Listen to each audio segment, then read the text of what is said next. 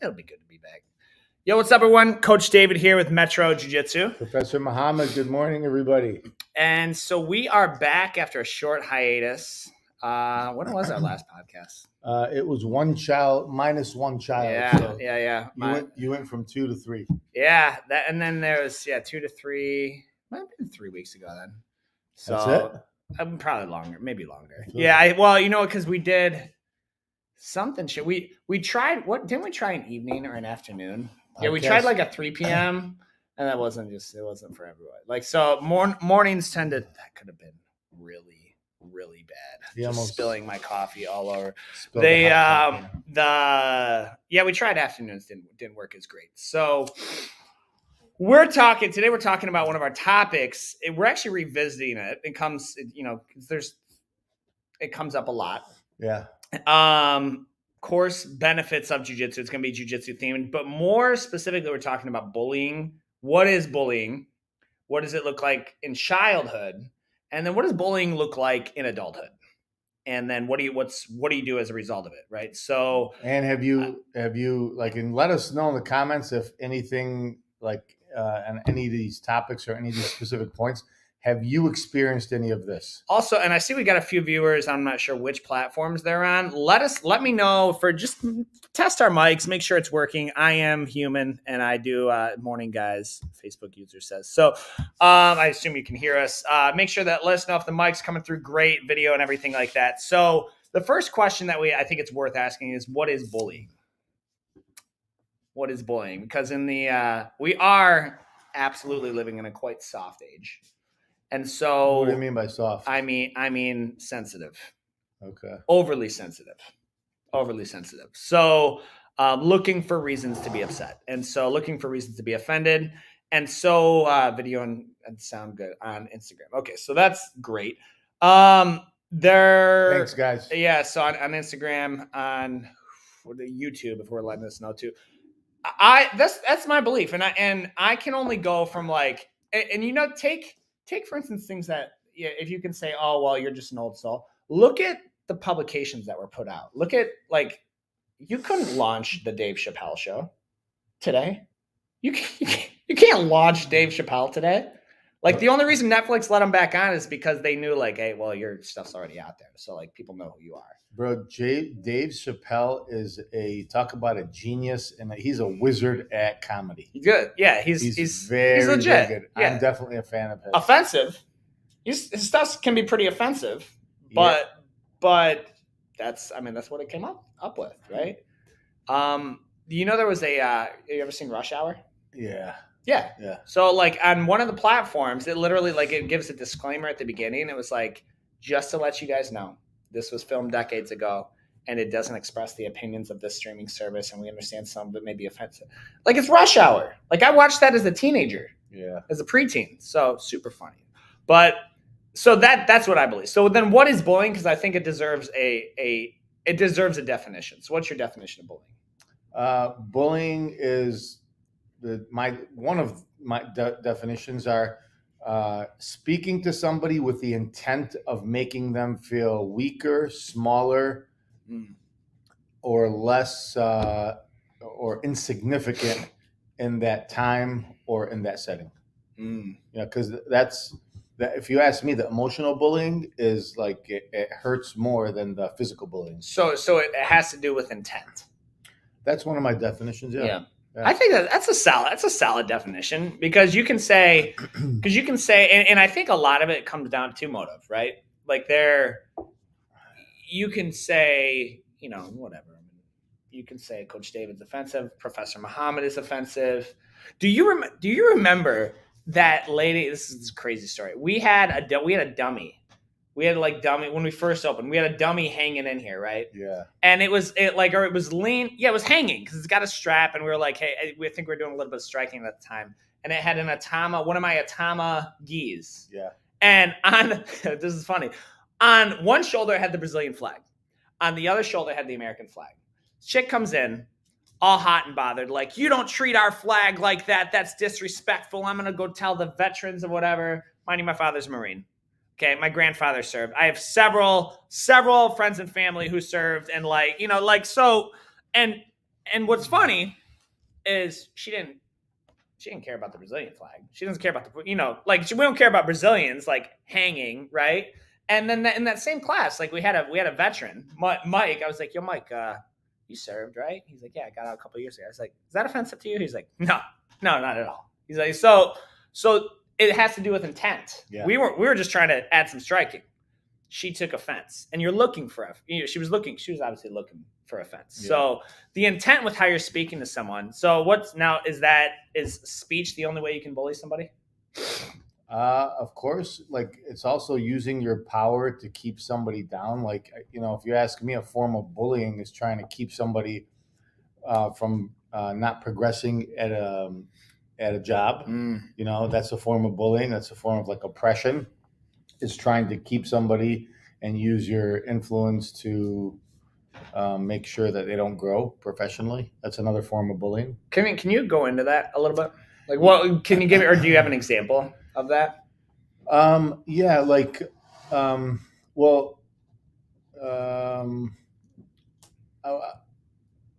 you can explain it a few different ways, but like, a lot of people think when you go to a job or you work at a place, let me be the man that does everything. Like, it's a good quality to have where you bust your ass and you're working and you like, you're not, hiding when the boss leaves a corner and you're working all the time.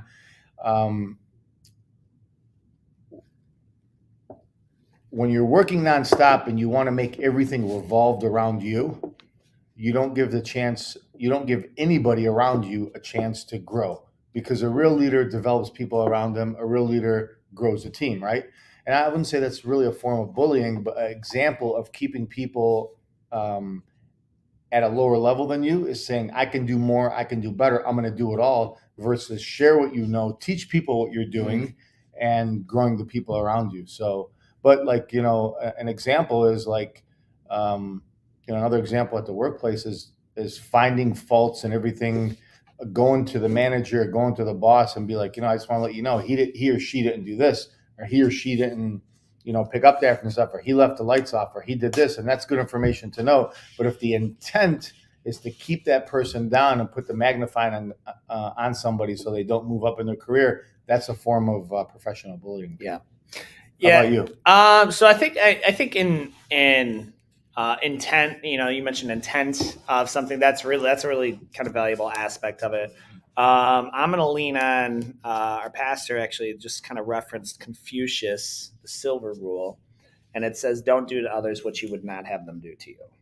So like that's that I think I would throw that in there. I would throw that in there because I welcome, and I'm going to add like a parentheses, I welcome a rebuke. Like if I'm in the wrong, I want to know. Like if I'm doing something wrong, I want to know. If my behavior is wrong in any way, I'll be the first to admit it. Like I have no problem doing that. And therefore, I have no problem correcting others. If I think your behavior is wrong, I'm going to tell you, like, dude, that's morally effed. Like that's unethical. Like that, you can't do that. I wouldn't do it. Like I have no problem doing that. Now we may have differing opinions on what's morally right or morally wrong. But if me correcting that offends you and you say, well, he's bullying me, he's harassing me, that's a you problem. Yeah. That's a you problem. Cause like, that's not my intent. Yeah. Like if you're, if I say, hey, don't steal from people. And you're like, oh, but that's just the way I was born. Like I'm a robber. Like I can't help it. All right. Like it's in my blood. I have a disease. It's stealaholic, whatever. Yeah. Like then that's a you problem. Like we just have totally different opinions about what's right and wrong. So that's what I would bar in terms of bullying, right? In terms of bullying. Uh-huh. So that's what bullying is. So then how does jiu-jitsu, and then that's kind of like the intangibles. Obviously if someone is, and then there's assault, right? Someone's physically bullying you, they're assaulting you. Yep. Yeah. So I mean there's just assault. They push you. Actually we sent a kid up last night. His kids took his bike. They're like, hey, and we need your bike. We're going to the park. And like, they took it from him and just left him. And like, they were friends of his. He's like, well, he's like my friend. I was like, that's not your friend. What are you talking about? Like they like just took it and left you. And then said, you can't come, So if they're taking things from you, then that's another aspect of it is You know, one of the cool things I really like about jujitsu is like we talk like I like to say that jujitsu attracts nerds yeah, because nerds are like supposed to be smart people. yeah, You know, we're supposed to be smart people in one realm, yeah, in one realm, and they usually associate them with being an intellect, like bookworms or smart academically. Yeah. And you can have like no athletic ability, and it could be clear by looking at somebody at their job or on the playground or like really anywhere that this person is not a physical threat. Yeah. But when you have jujitsu, you can take a scrawny little kid on a football team or on a bike or in a professional setting and say, and they have the emotional posture to say, you know what? You're my boss and you probably know a lot more than me. Or, you know what? You're a better football player than me and you've been doing it longer than me, but you don't talk to me that way. Yeah.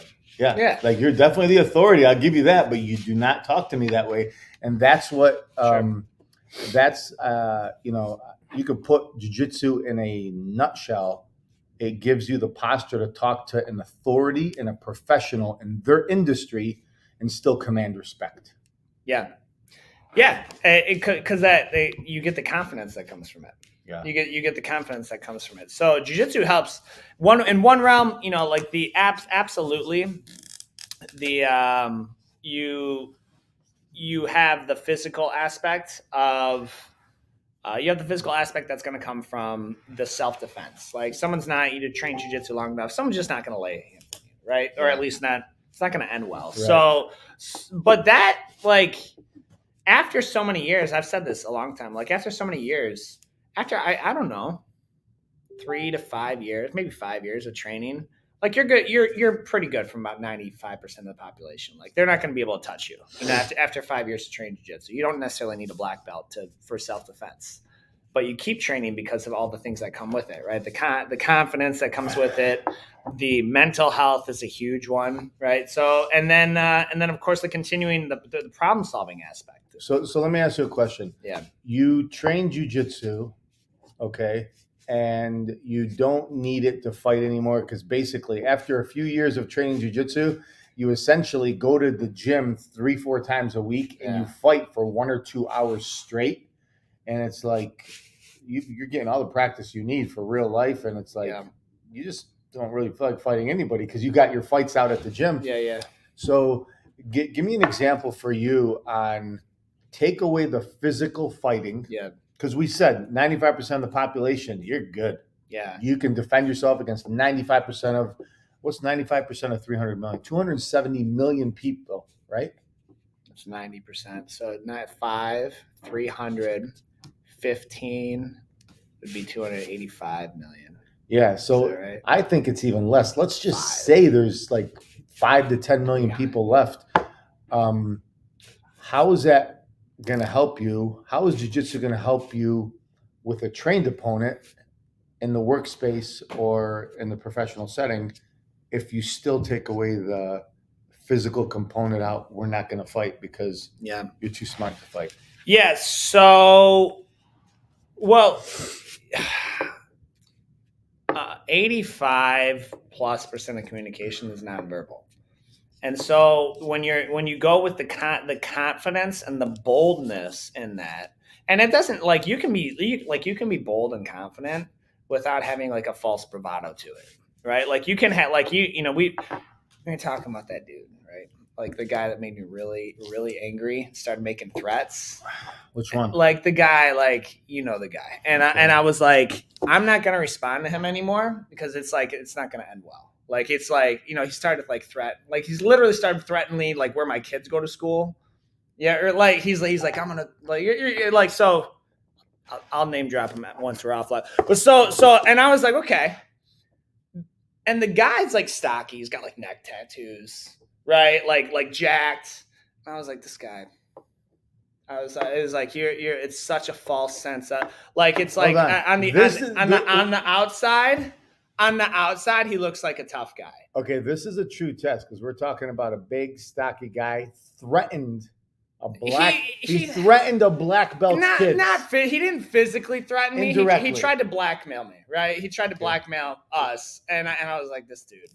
Well, good luck with that. Yeah, that didn't work out too well. I was like, this dude, like, he's not like you're making threats. Hannah Gracie did a thing. One of Hannah Gracie's family, like, he got loud and rambunctious and like rowdy at a baseball game, and he later admitted, he's like, I got so loud and angry and noisy because I was afraid. I felt fearful. I didn't know like what to do if things got physical. And so you can sit there just calmly like, no, like, dude, whatever. Like, I'm not end of the world. Like, you want to raise your voice, that's fine. You want to get like you always say, first person to raise their voice or scream you lose. You lost the game. Right? So like the confidence that comes with that, you're kind of untouchable.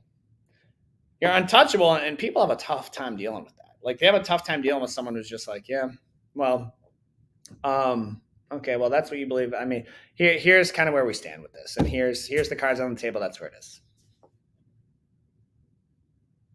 And you just sit. There's nothing. You just sit. That's it. Like, there's nothing else to say. You make it sound very simple. People get real uncomfortable with silence. So it doesn't have to be like this, like, like a motivational speaker type confidence. It's a different type of confidence that comes with that, but there's just confidence in knowing that, like, here's what I need. Here's how you're going to treat expectations of how you're going to treat me and how I'm going to treat you. Right. Cause they go both ways. And then, and that just comes from jiu-jitsu. Comes from jiu-jitsu. One, because like you will have matched up with every single body type imaginable. Someone who's 350 and jacked, someone who's 120 and, malnourished, and like they're and anything in between. And that just comes from jiu-jitsu. And tying, like, that's on the adult aspect, but with the kids, there's not a greater benefit for kids. There's really not. Because anything, like, how do you want a kid to develop? You want them to develop emotionally. You want them to develop physically. You want them to develop socially. All of that's going to come with jiu-jitsu. In the public school realm, if two kids aren't getting along, what do? Separate them. Separate them, right? Two kids aren't getting along here. What do? I can't guarantee I'm going to separate your kid. What? You're not allowed to go over there by this kid, like, ever? No, like, you're going to squash this beef right now. Like, and if it comes down to where it's irreconcilable, one of you's off the team.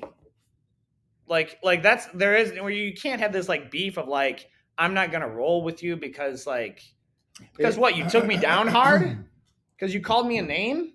Reconcile that. Don't just cut it. Like, if there's an offense, like, reconcile that. Yeah. Well, years ago, if you had a problem with somebody, it was the rule of the law was you'd have to go out, fight, duke it out, and then you shake hands afterwards, and it's done. I heard there was a law. I would be very pro bringing this back. Like, I feel very comfortable going on the record. Like, if there was like an altercation, you could have like an immediately like sanctioned, like we get in a road rage, right? And you're like, yeah, well, like, and like it's gonna go down. We could call the cops and say, hey, we're gonna have a fist fight real quick. We need you to officiate, essentially. And so the cop, sure someone doesn't pick up a rock. The cop would come and ref, essentially. And then once there's like a clear defined winner, like, the cop would break it up and say, okay, guys, go, like, do your own thing. Yeah, dude, what would, like, knowing that was a real thing, that I could essentially initiate a fist fight at any given time, like, knowing that that's a real thing, how much more respectful would someone be? Like, literally, like, okay, yeah, you know what? All right, so just wait right here. I'm instituting, the whatever the code. I don't even know if it's like a. I'm instituting the no holds bar code. Like, wait right here, and they have to like wait, right? I don't know. Like, I don't know. The new Fox law. I don't know how it would. Like, imagine that though. Like, how would that change things? Like, if you're like your actions could immediately lead to violence, like that sanctioned violence. You know what? Like how would that change? How many times, like, I've seen it on like Pedigo fighting systems. They had two guys on their team that they were training and they really got into saw it. the headlight, yeah. Yeah, and then these two guys in a very, very big team, they got into it for some reason, and it escalated, and it was clear these guys had a problem. So the coach is like, you know what? Stop. You guys are going to fight this out. So they had a real live MMA fist fight. So they were on the mats doing jiu-jitsu. It got a heated match, and he was like, all right, this is getting too rowdy for the mats. We're going outside. No, they kept it on the mat, but they had some issues because someone thought someone was saying something about each other. They might have been ex-roommates. Yeah. But it was clear they weren't trying to train to learn, train to win. They were fighting. Yeah, sure. So the coach is like, you know what? We're going to squash this right now. Stop everything. You two are going to fight. And so they fought and they fought and they fought, and it was a tough match. I wonder if that was just clout for the internet, because they filmed it, right? Like normally something like that's gonna, although I guess they film everything. Yeah, you know what? It could have been, but it looked real to me. Yeah. But after the fight, they shook hands, and that's how it works. You know, I think one of them's like, you know what, man, sorry for what I did or whatever. And usually that's how it goes. You get into a fight, and you fight it out, and then you guys just shake it off. Respect is earned on both sides. Yeah. I mean, if that happened to me and I lost the fight, I'd shake hands and I'd say, you know what, we are good. And I'm sorry for my thing, but you know, I need another shot again. I'm not gonna. Yeah. Respect is earned on both sides, right? Like it's way more. Yeah, it's way more. To get out and actually do a match, whether it's MMA or jiu-jitsu. Yeah. Like, dude, I don't look at anybody. I don't care if you get subbed in 7 seconds. Like you get out there, you accepted the match. Yeah. And and that's typically how it works with guys, especially. Like you just like it's over. Yeah. Right? And like we don't even think about like it's a lot of times for boys after. The guy I got in a fight with in grade school, like we literally got in a fight and he like busted me up, and then we were hanging out like later that night. So that's just kind of how that's the man's sort of emotions. Fox right? law. Yes, the Fox law. It's funny. It was I saw it on something. It was a real thing, but like I would be very pro. I would be very pro voting on that proposal. It wouldn't pass, but I would be very pro that. Yeah, I'd support it. Yeah. I'd lobby for it. Yeah, right. So then what is bullying? We talked about bullying as a kid. Now, this is a myth, and because we're still talking about the kids. I get this myth so much. I don't want to put my kid in. My kid is the bully, or my kid doesn't have self-control, and I don't want to teach them to fight because then they're just going to go and become a bully. Yeah, that's a myth. Yes, we. I think Coach Christian captioned this just recently. But sometimes a bully has to get bullied in order to feel what bullying feels like. I'll say it again. Sometimes a bully has to get bullied in order to feel what bullying feels like. So,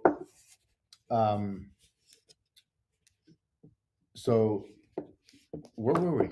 We're talking about how the jiu-jitsu will make your kid a bully or make them a better bully. Yes. So my thought process on that is this: how many times have you had a student come in there and mom or dad or both of them are there just like good family, good average working American family. They want to raise a good kid. They want to teach him good manners, and they're doing a good job with him.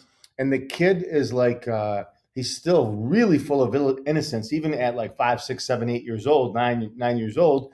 And they just want to give him some skills to maybe give him a little confidence. And we know by looking at that kid that, you know what, he's such a good kid in him that if he learns martial arts or something to give him confidence, like he's really going to blossom as a flower.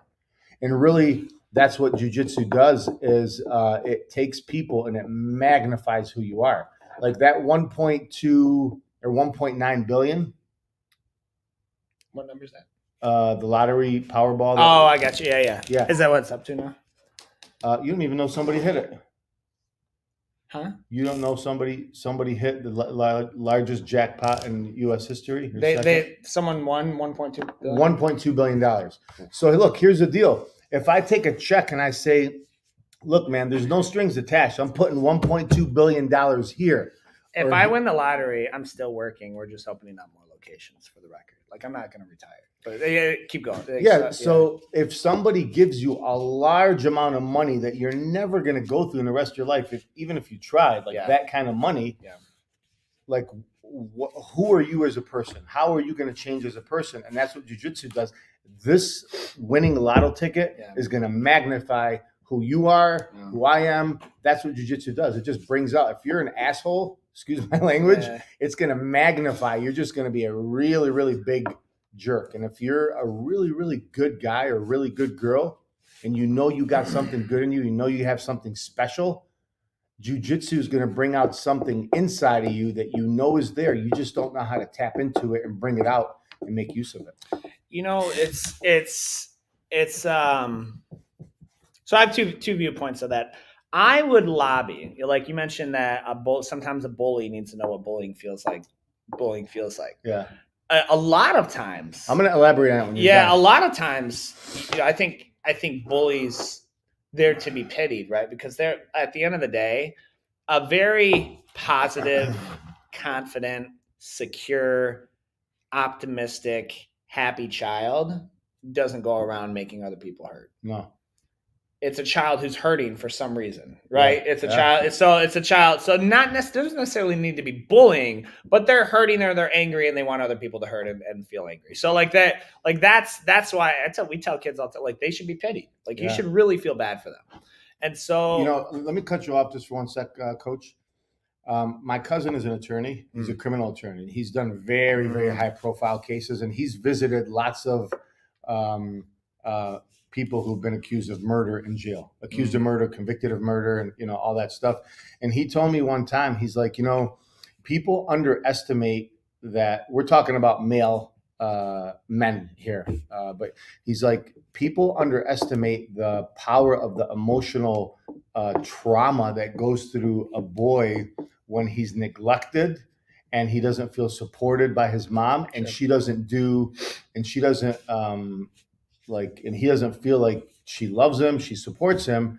He's seen these guys, like big guys, in jail for hardcore crimes, crying in jail, where it all comes out, and it's because they just talk about how their mom wasn't there, and they just felt like at that time when there was emotional detachment from their mother, that's where they really started to spiral, and just they lost their moral compass. And so that kind of plays to the hurt people, right? So, and then I would also, I see a lot, like you mentioned, like good families that are a great fit for us. Like those are, parents. There are parents who they genuinely want, like, their child to grow up to be a law-abiding citizen and set goals and be successful, and whatever that definition of success looks like. But in their mind, they associate, whether they'll verbalize this or not, violence is bad. Yeah. Violence is not bad. Yeah. Violence is not bad. Yeah. Football is organized violence. By the way, football, organized violence. Violence is not bad, because, like, I think we can all agree, at least the last war that America got behind, like pretty much unanimously, is World War II. Like, there wasn't anyone who was like, we have no business in this war. They attacked Pearl Harbor, right? Like, so, like, we were all like, now, you're not going to win that war without violence. It's not going to happen. Like, you're not going to diplomatically go over there and, like, bring, like, Danish and say, hey, guys, can't we just talk this out? Like, people need to die. Like, they were killing people need to die.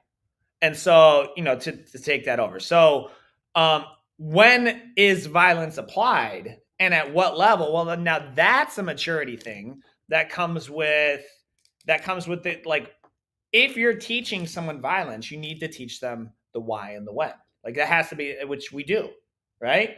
So, like, our process is use your words first, get a coach or a teacher second, and then if that's null and void, then you take matters into your own hands, right? So if someone, and my child has, my Scarlett, granted she hasn't been an issue yet, but someone pushes Scarlett. She does not have permission to just drop Signagi them and, like, choke them out, right? Someone pushes her. She says, stop. They push her again, Miss whatever. What's her teacher's name? It changed. Whatever. Coach Muhammad, Professor Muhammad. He's shoving me now outside of the mats. Okay, don't do it again. Now, if a third time happened, or what usually happens in public schools in general, is they don't do anything, or they do very little, and the problem persists and persists and persists. No, man. Like after that, after you've gone through those chains of commands, the kids, the some language violence is some language. Violence is for some kids and adults is the only language they'll understand. Yeah, it's the only language they'll understand. So it's not a bad thing. It's just when it's used. It's when it's used. So that's sort of my take on that. Now, what do we call bullying? What does bullying look like as an adult in the career? You kind of hinted at it earlier in the show. What does it look like as an adult? Like physically? No, I mean just like bullying in general. It has a word. Like bully, we call it. It has a fancy word, right? In the workplace, bullying in the workplace is harassment. Harassment. It's harassment. Okay. We just don't want to you don't want to be a 35-year-old dude saying, hey, HR, they're bullying me, saying they're harassing me, right? You're harassing me. And then harassment adds like a whole layer of offense to it, right? So what does harassment look? What's harassment look like, and levels of that in the workplace? And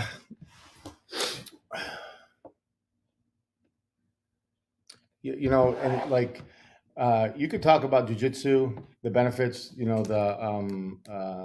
how bullying works. And honestly, I would say 80 to 90% of it comes down to non-physical. Of course. Yeah. It's a non-physical issue. Yeah. Absolutely. So how bullying is in the workspace is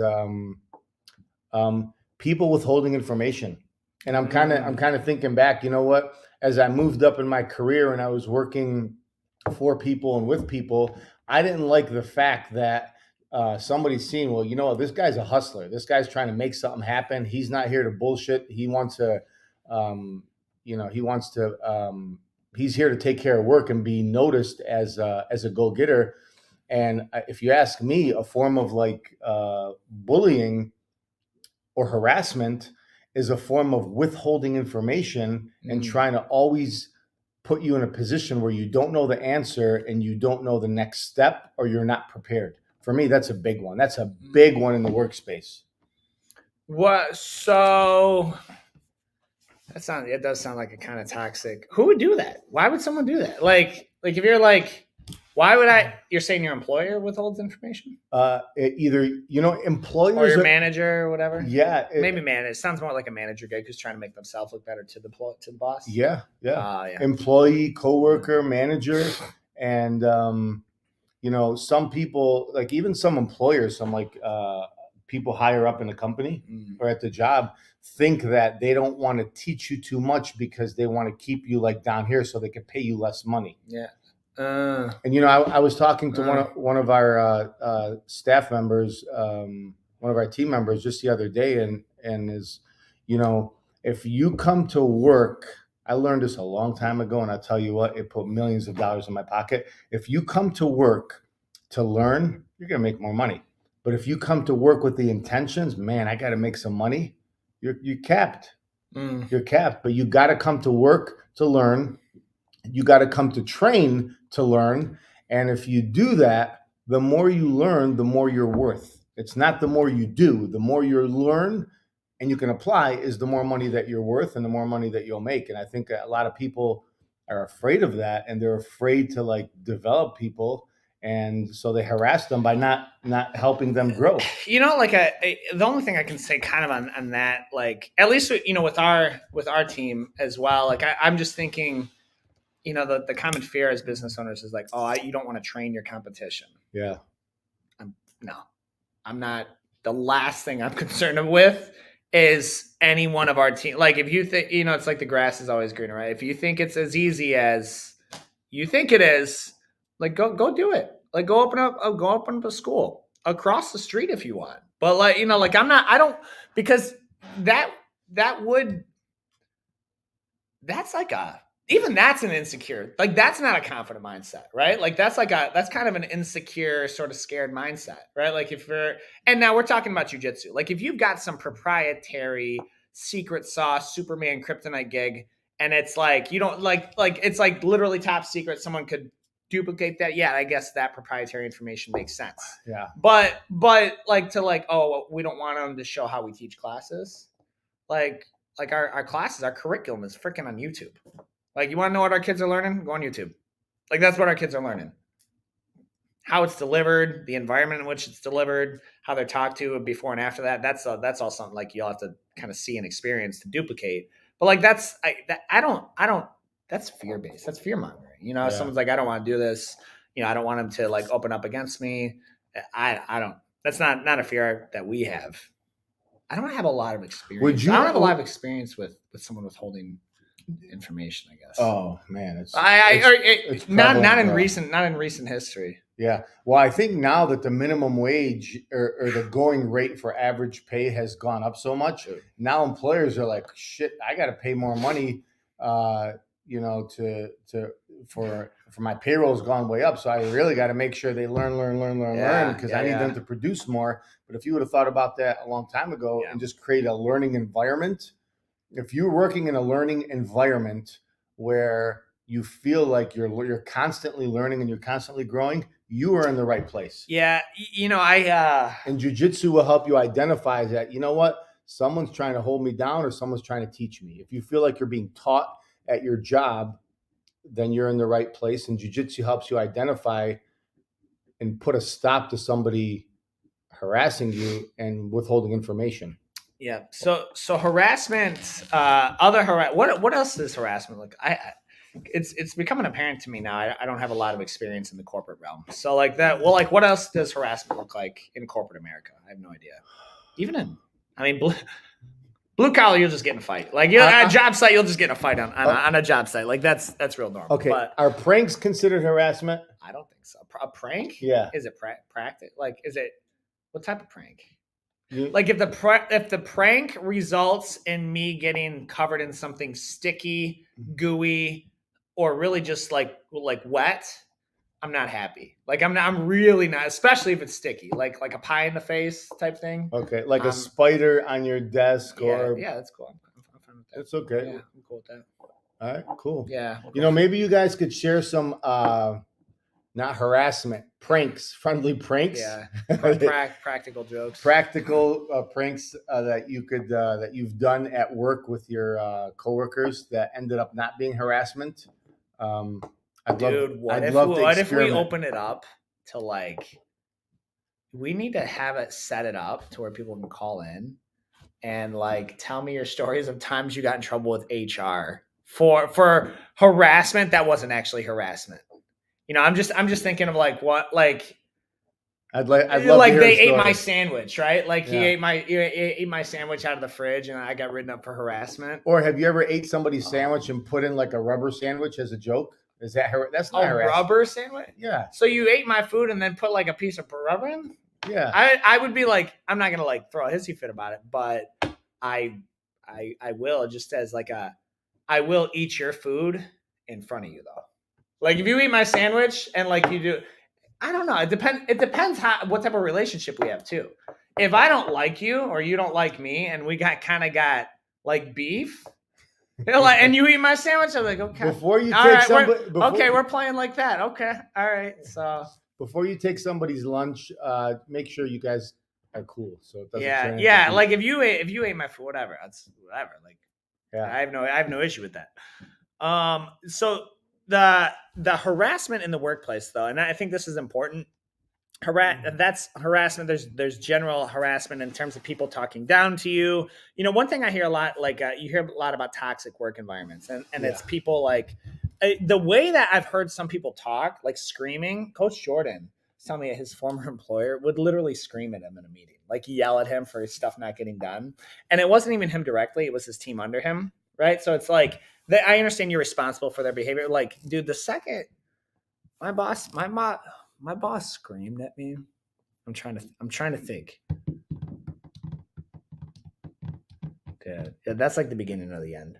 if I don't quit on the spot, like I'm quitting shortly after. If you scream at me, like actually scream at me, because I speak loud, but I don't scream. Yeah, that's one. Like if it's condescending manner, you're going back to your what was it, motive? Yeah. Right. If someone's Intense. intentionally, yeah, you're intense trying to talk down to them. Yeah. You're intense trying to talk down to them. That's an example of bullying. That, and you know what's unique about this is if you have the confidence to just correct someone, like they're gonna be quick to be like, yeah, you can't treat Mo like that, dude. Like he's gonna say something, right? They're just gonna know, like, go pick on someone else or go check someone else. So Yeah. it takes that confidence that comes from it. Why, like, you can't get this confidence from hockey or soccer? I played hockey when I was younger. I played soccer for many, many years. I played soccer in high school. And I think all sports give you a sense of confidence, and it gives you a little bit of swagger. I really, really do believe it does.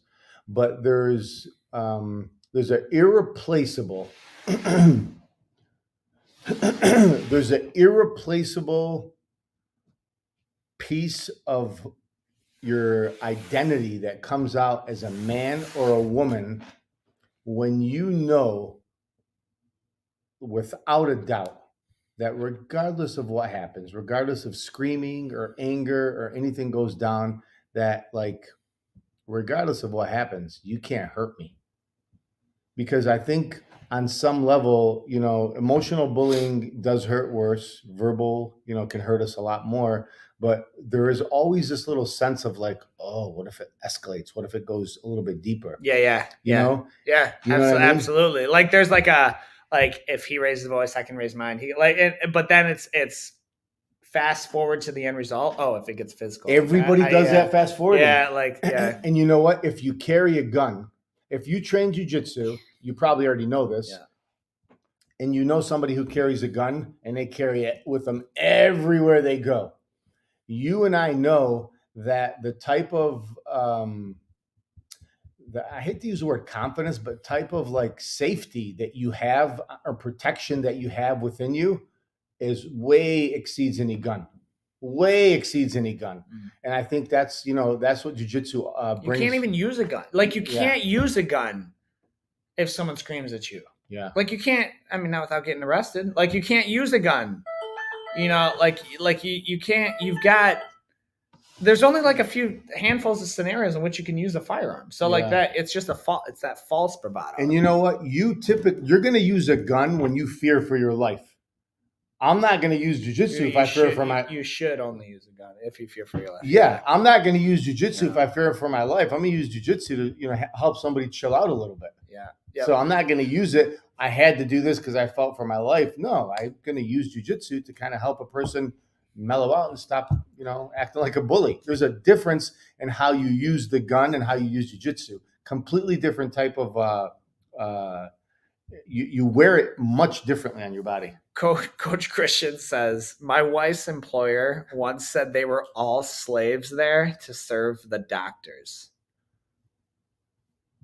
How does that, like, that's if I didn't know Christian, I wouldn't believe that story. Like, who talks like that? Yeah. Like, who's like, that was the owner said that? I need some clarification on that, Coach Christian. Well, if you're listening, who talks like that? If you're listening, Christian, I personally know multiple doctor's offices of people that that is a phone dial away, and if she's not happy, let us try to connect her to see. Hoping it was former employer. Former. She can add value to. That's somebody else could see. That's harassment. Who taught like? And you realize how ignorant you sound. Like literally, you said, okay. First off, the word slave is triggering. Like you gotta be careful with how you use that context, right? Because like there's again, even in jest, like you got to be careful using the word slave. You talk to someone like that, like you can't. That's ugly. No, man. He says, That's the ugly. Owner of the doctor's office. That's that is what ugly. Clown. I feel like that deserves What's up, Billy? That deserves a name drop. Professor Chris Holmes. It's her ex-employer and a former employer now. Yeah, as it should have been, right? So So that, dude, I would love to hear. I'd love to hear comments of like. I'd love to hear comments of different harassments, like because that's a situation.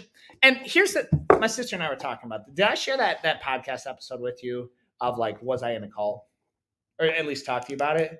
I think so. Listen, that series of was I in a cult? Like they're not paying us anything to be on our podcast. That is a crazy series. That is a crazy from someone who's been in like a minor, not a full blown cult, but definitely like a secondary cult. That's crazy how the psyche works. And so they're talking about things that like how people stick around. You're like, I don't understand. Why can't they just leave? And you ignore signs like that. The second you refer to me as like, hey, you're slaves. All right, peace. Like I'm out. Like I'm out. There's no there are the market is way too open for me to stick around here. And even if it wasn't, like I would figure it out. People stick around in situations and ignore the signs when it's time to move on. Yeah. That's one thing I will say jiu-jitsu has taught is it's how to analyze risk and knowing when to like the timing on when to take action. Yeah.